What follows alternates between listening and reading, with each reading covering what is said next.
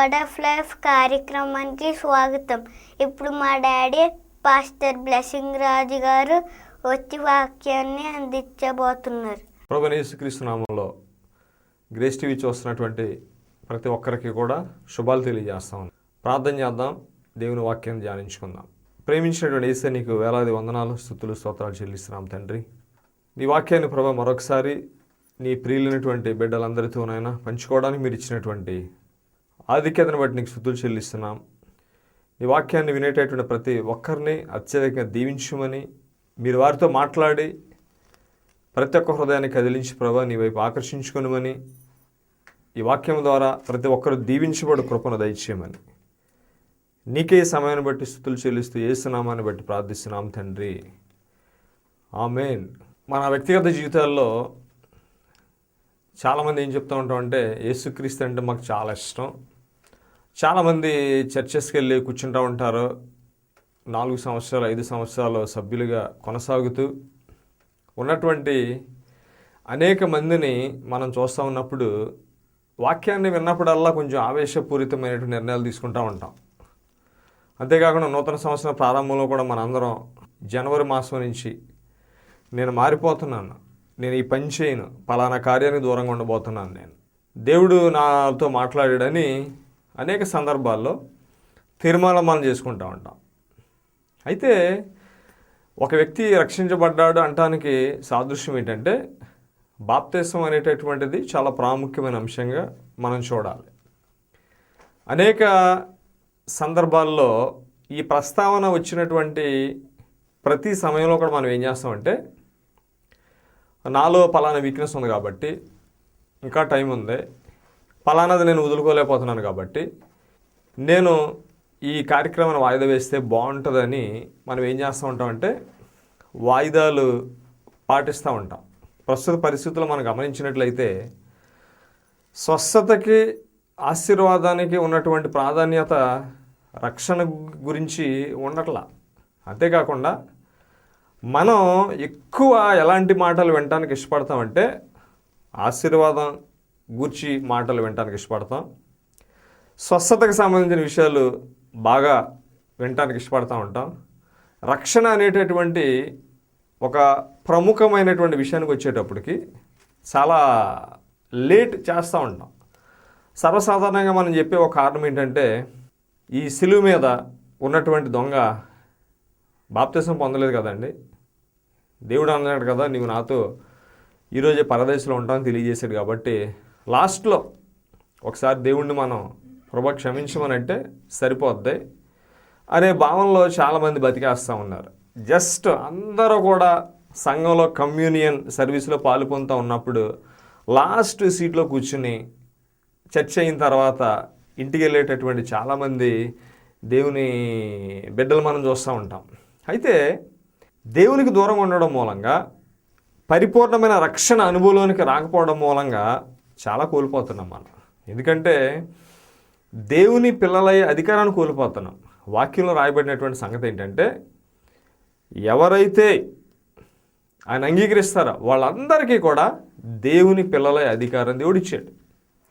కనుక దీనికి సాదృశ్యమైంది ఏంటంటే బాప్తిస్మానికి ఉన్నటువంటి ప్రాధాన్యత స్పష్టంగా మనం వాక్యంలో గమనించినప్పుడు ఒకడు నీటి మూలంగా ఆత్మ మూలంగా జన్మించితేనే కానీ పరలోక రాజ్యానికి వారసుడు కాలేడు. అయితే బైబిల్లో దేవునికి జీవితాలు సమర్పించుకున్నటువంటి వ్యక్తుల్ని దేవుడు ఎలాగ బలపరుస్తారు, దేవుని కోసం సమర్పించుకున్నటువంటి వ్యక్తుల జీవితాలు ఏ రీతిలో ఉంటాయనేటటువంటి కొన్ని సందర్భాలు మీ ముందుంచడానికి నేను ఇష్టపడతా ఉన్నాను.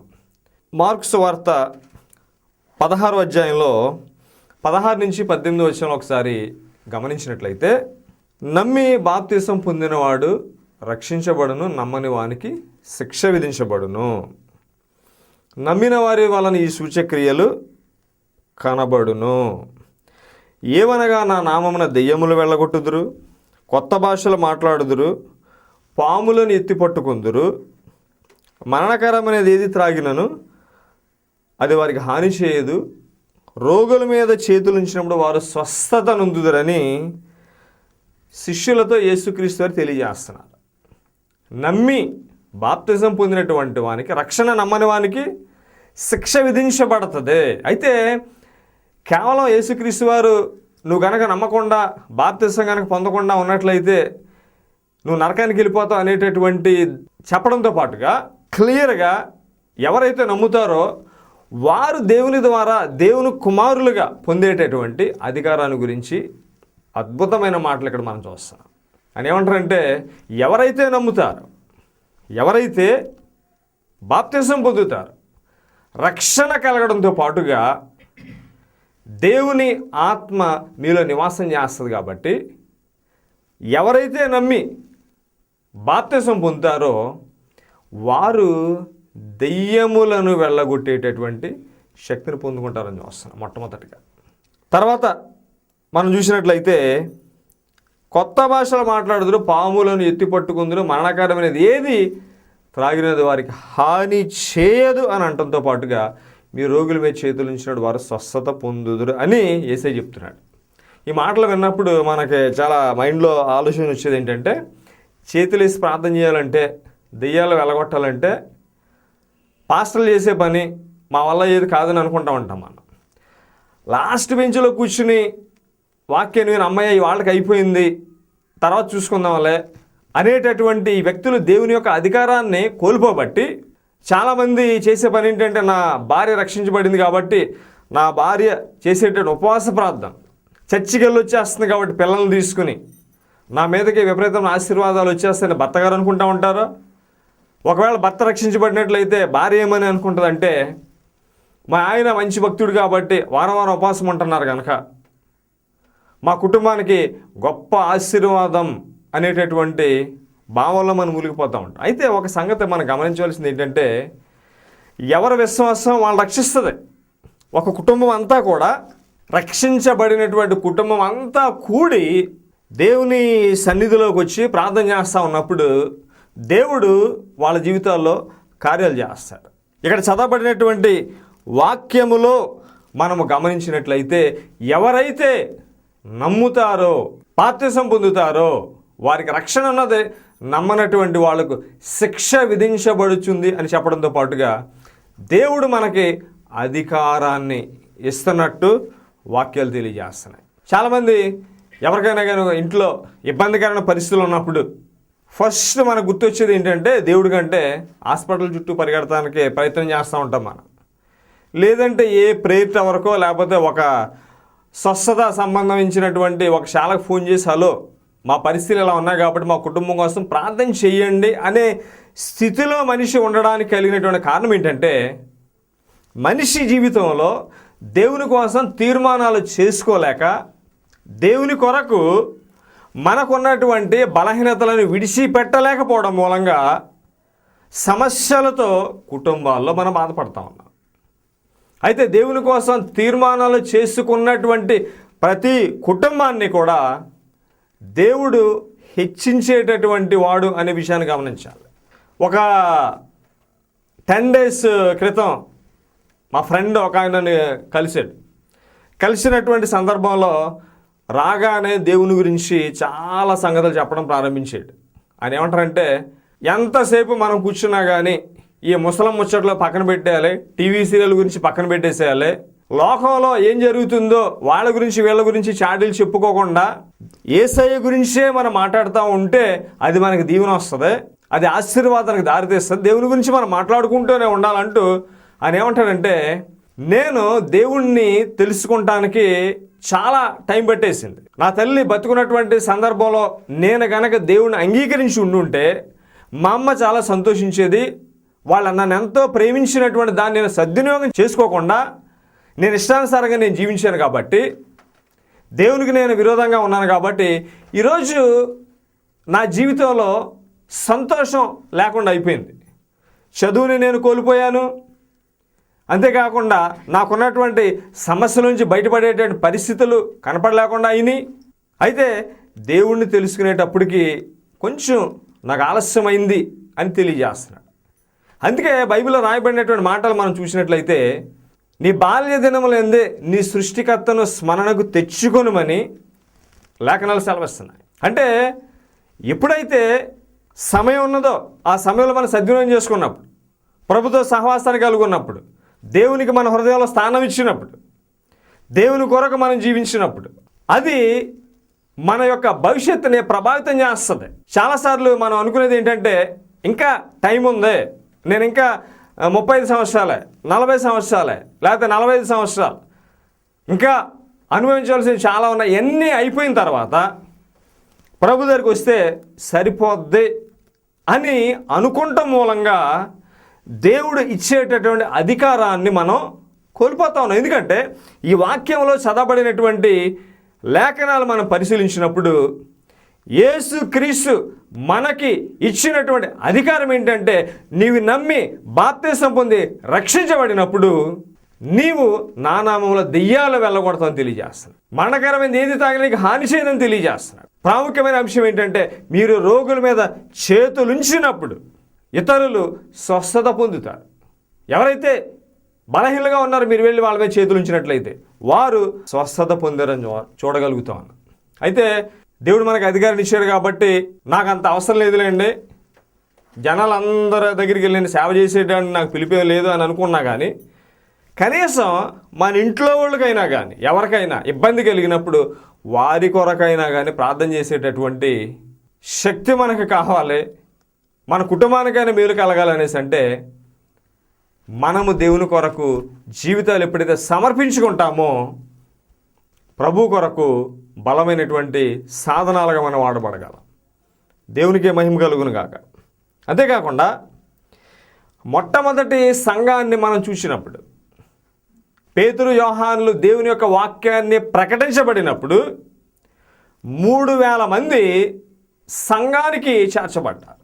చాలా పెద్ద గ్రూప్ ఒకేసారి దేవుణ్ణి అంగీకరించినటువంటి తర్వాత వాళ్ళందరూ మూకుమ్మడిగా తీసుకున్నటువంటి తీర్మానాలు ఏంటనేసి అంటే, బాప్తిసం పొందడానికి వాళ్ళు తీర్మానాలు తీసుకున్నటువంటి సందర్భంలో ఎవరో కూడా మా మామయ్య గారిని అడిగి వస్తాను, నేను మా అత్తమ్మ గారిని నేను పర్మిషన్ తీసుకోవాలి, మా ఆయన్ని అడగాలి, లేకపోతే మా బంధువులందరికీ చెప్పి నేను ఒక తీర్మానం చేసుకుంటాను, నేను ఇప్పుడుకిప్పుడు అనేసి అంటే నేను బాగా ఆలోచించుకోవాలండి అని వాళ్ళు అనలేదు. కానీ వాక్యాన్ని విన్నటువంటి సందర్భంలో దేవుని వాక్యం ద్వారా పట్టబడినప్పుడు 3,000 మంది ఒకేసారి బాప్తిసం పొందినట్టుగా బైబిల్లో మనం చూస్తున్నాం.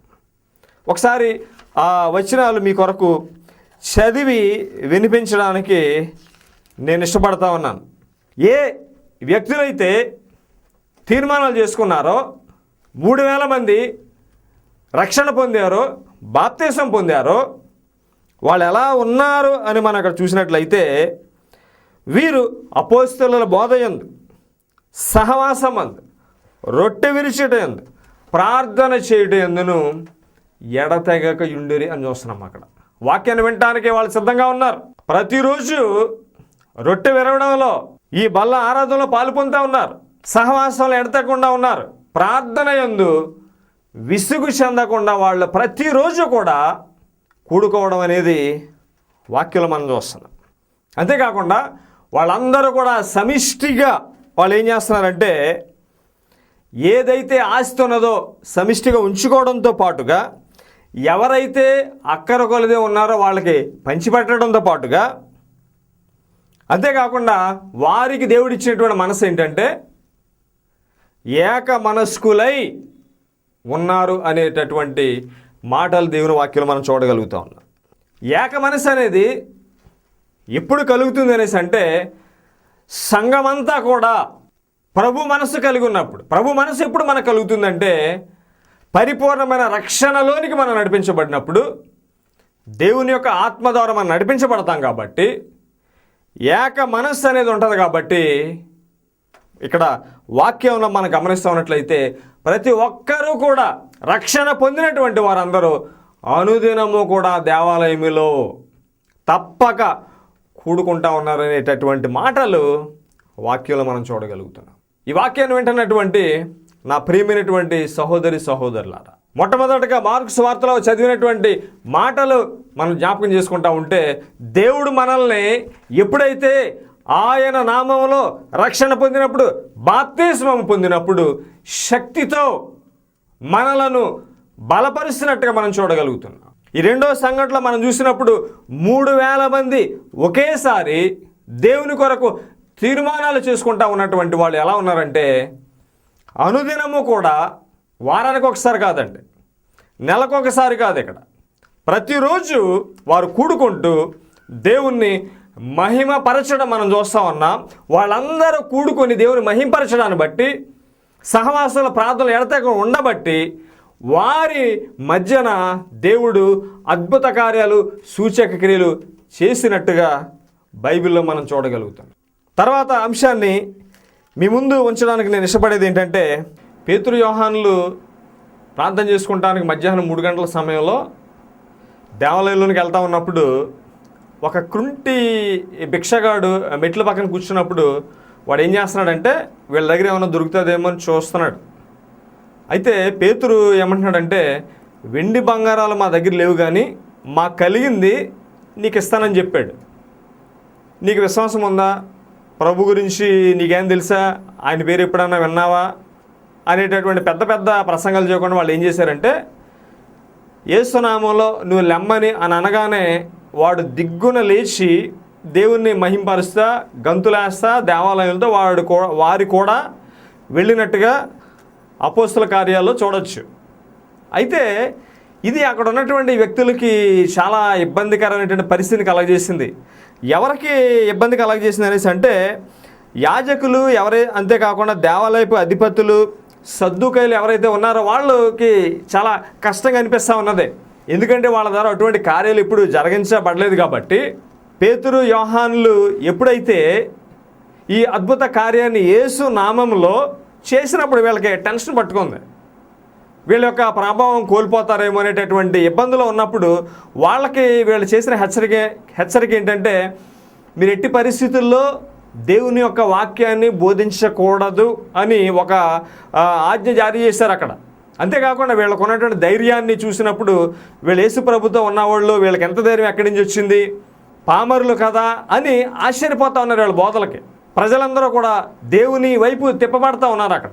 ఇక్కడ నచ్చినటువంటి అంశం ఏంటంటే, రక్షణ పొందేటటువంటి సందర్భంలో ఇన్ఫర్మేషన్లు ఇచ్చి పర్మిషన్ల కోసం వాళ్ళు ఎదురు చూడలేదు, కానీ విన్నటువంటి వాక్యాన్ని ఇక్కడ స్పష్టంగా మనం గమనించినట్లయితే, దేవుడు వారితో మాట్లాడిన సమయంలో దేవుని యొక్క ఆత్మని వ్యతిరేకించకుండా, ఆయన మాట నిర్లక్ష్య పెట్టకుండా, ప్రభు వాళ్ళతో సూటిగా మాట్లాడినటువంటి రక్షణ గుర్చినటువంటి మాటలు మాట్లాడినప్పుడు వాళ్ళ హృదయాన్ని హత్తుకుని దేవుని కోసం వాళ్ళు తీర్మానాలు చేసుకున్నారు. కాబట్టి వారి మధ్యన దేవుడు ఈ అపోస్తలుల ద్వారా గొప్ప కార్యాలు చేశారనేటటువంటి సంగతులు మనం చూస్తున్నాం.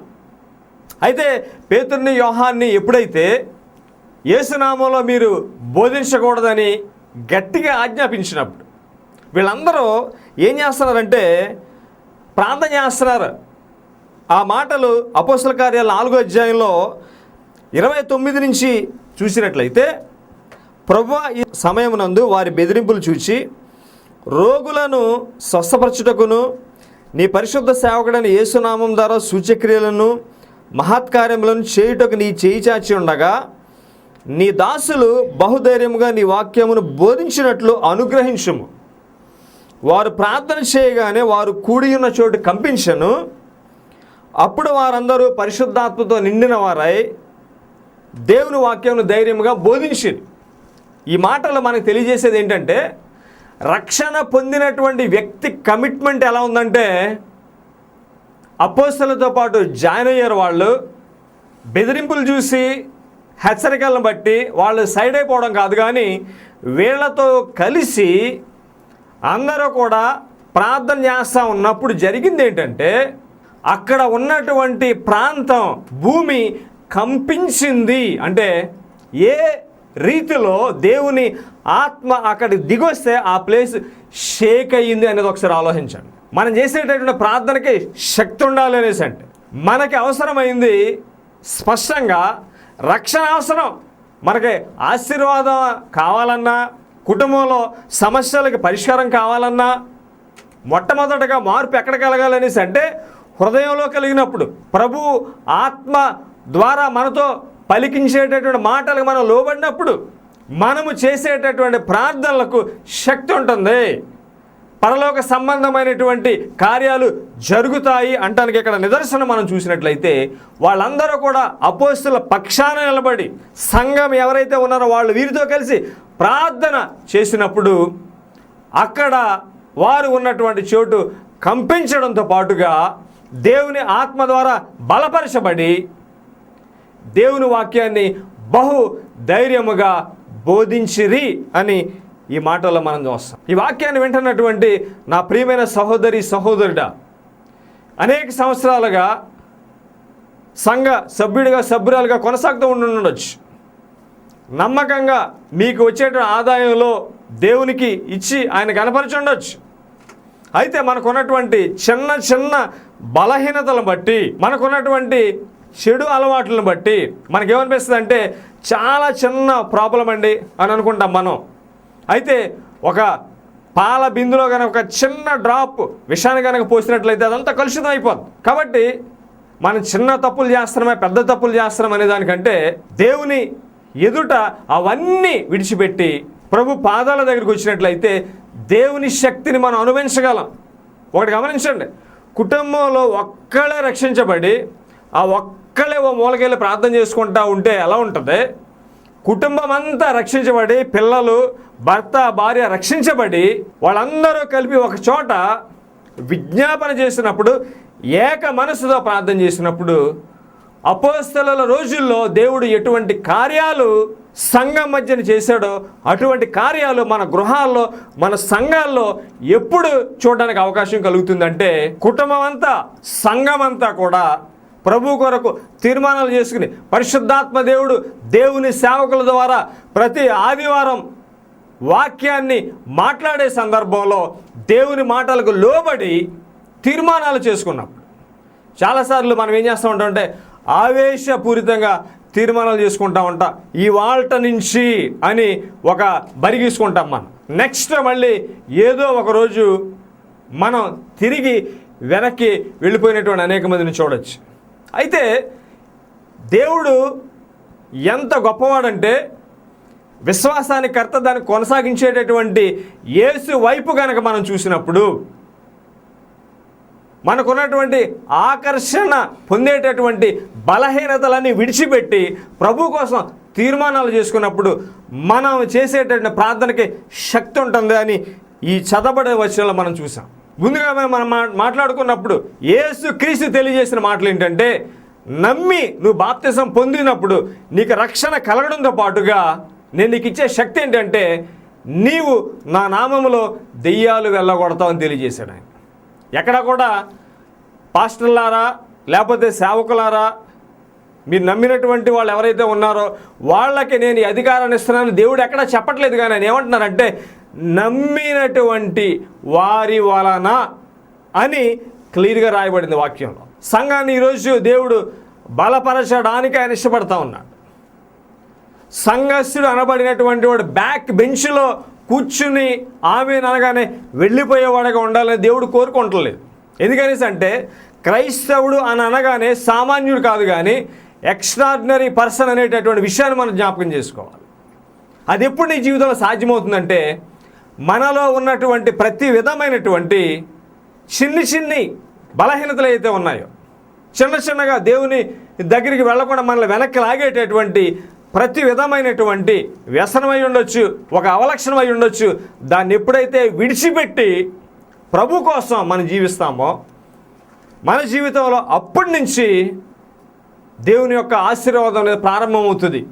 ఎందుకంటే రక్షణ పొందకుండా ప్రభు మమ్మల్ని దీవించే, రక్షణ పొందకుండా ప్రభు మమ్మల్ని ఆశీర్వదించే, రక్షణ పొందకుండా మాకు స్వస్థతనిచ్చే, రక్షణ పొందకుండా మా కుటుంబంలో గొప్ప కార్యాలు చేసేయాలి అని ఆశపడడం అనేది అత్యాశ అవుతుంది. ఎందుకంటే దేవుడు మన నుంచి ఆశించేది ఏంటంటే నీకున్నటువంటి ఆస్తి నాకు రాసేయమని లేకపోతే ఒక ట్రస్ట్కి ఇచ్చేయమని కోరుకుంటలేదు. కానీ మనల్ నుంచి దేవుడు కోరుకునేది ఏంటంటే హృదయాన్ని నాకు ఇస్తే సరిపోతుందని తెలియజేస్తున్నాడు.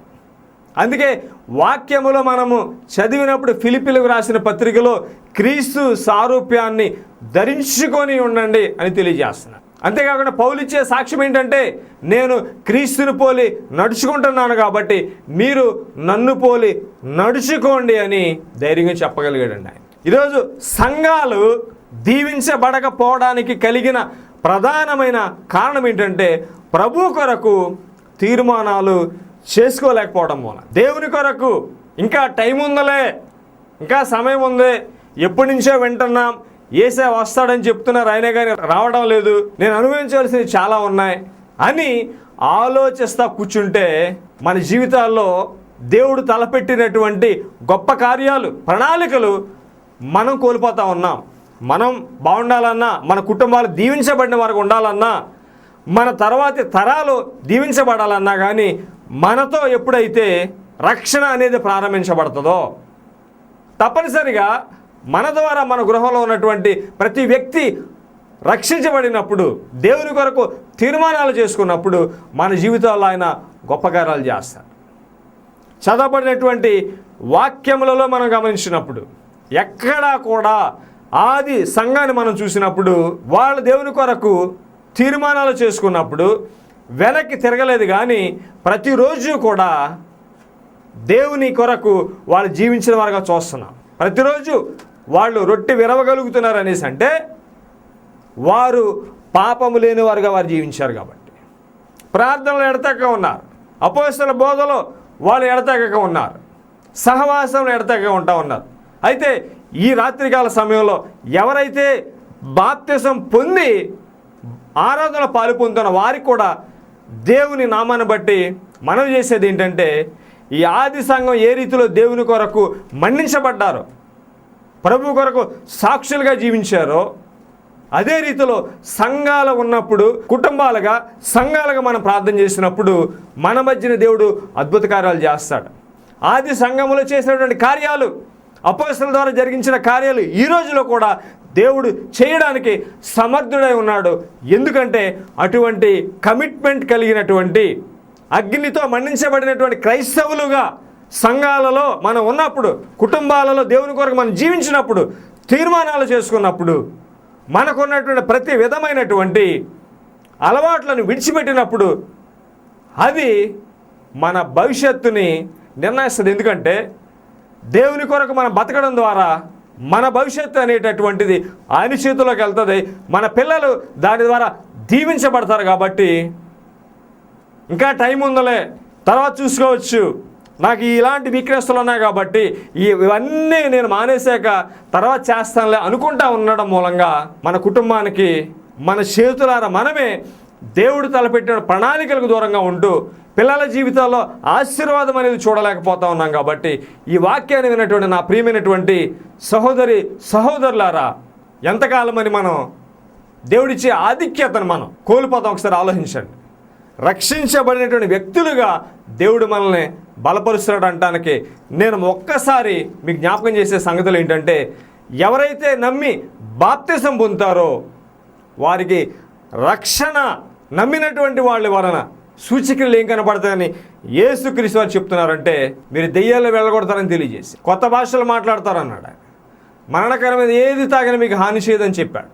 పాములను ఎత్తి పట్టుకుంటారని అంటే ధైర్యము కలిగి ఉంటారని చెప్తా ఉన్నాడు. మీరు రోగుల మీద చేతులు ఉంచిన వారు స్వస్థత నొందెదరు అని యేసయ్య చెప్తా ఉన్నారు. ఆది సంఘాన్ని మనం చూసినప్పుడు వాళ్ళు ఏక మనస్సుతో ఉన్నట్టుగా చూస్తున్నాం. సహవాసాలు, అపోస్తల బోధలు, ప్రార్థనలో, రొట్టె వినడంలో ఎడతెగక జీవించారన్నట్టుగా చూస్తాం. వాళ్ళు ప్రార్థన చేస్తే ఉన్నటువంటి చోట కంపించిందండి. వాక్యాలు మనం చూసాం. కాబట్టి రాత్రికాల సమయంలో దేవుని వాక్యాన్ని విన్నటువంటి నా ప్రియమైనటువంటి సహోదరి సహోదరులారా, మీకున్నటువంటి ప్రతి విధమైనటువంటి దురాత్మ సంబంధమైనటువంటి, అది చిన్నదైనా పెద్దదైనా కానీ, ఆ బలహీనతలు విడిచిపెట్టి ప్రభు పాదాల దగ్గరికి రండి. మీరు చేసే ప్రార్థనలకు ఎంత శక్తి ఉంటుందో, కుటుంబం అంతా రక్షించబడి ఏక మనసుతో ప్రార్థన చేసినప్పుడు, సంఘం అంతా ఏక మనసుతో ప్రార్థన చేసినప్పుడు దేవుడు మన ద్వారా ఎంత గొప్ప కార్యాలు చేస్తాడో అవన్నీ మీరు చూడాలనుకుంటే దేవుని కొరకు తీర్మానాలు చేసుకోండి. దేవుని కొరకు సాక్షులుగా జీవించండి. దేవుడి వాక్యాన్ని దీవించును గాక. దేవుడు మిమ్మల్ని అందరినీ దీవించును గాక. మా చిరునామా బ్రదర్ కే blessing Raju garu, Emmanuel church, NUS colony, Tanuku. Phone numbers 7386112170.